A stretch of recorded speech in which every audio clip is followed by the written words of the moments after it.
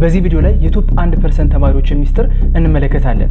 ይህን ሚስጥር አፕላይ ማድረግ ከቻላችሁ ትረስት ሚ ጋይስ አንዴ ብቻ አንብባችሁ ለብዙ ሰዓት የምታስታውሱበትን መንገድ ነው የምንመለከተው። አንዴ አንብበን ሁሌም ለማስታወስ ሁለት ነገሮችን አነሳ ማድረግ አለብን። የመጀመሪያው ሪሌሽንሺፕ ነው። ምን ማለት ነው? አንዱ ከሌላኛው ጋር ያለው ሪሌሽንሺፕ።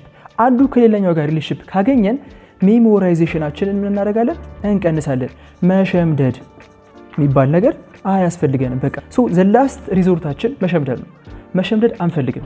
ዋናው ዓላማችን ሪሌሽንሺፕ እናወጣለን።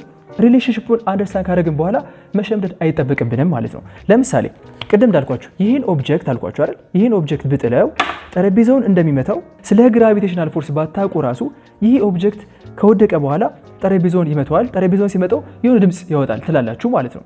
ሎጂካሊ ኢት ሜክ ሴንስ ማለት ነው። ስለዚህ ኮዝ ኤንድ ኢፌክት ሪሌሽንሺፕ ነው። ስለዚህ እነዚህ ጥያቄዎች የሚጠቅሙን ለምንድን ነው?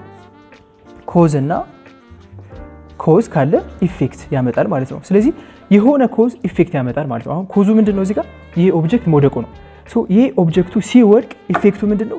ጠረጴዛውን ይመጣዋል፣ ድምፅ ያወጣል። ይሄን ኦብጀክት ለምሳሌ ብለቀው ክላሱ ኤክስፕሎድ ያደርጋል ብላችሁ ዳዚት ሜክ ሴንስ? ዳዝ ሜክ ሴንስ።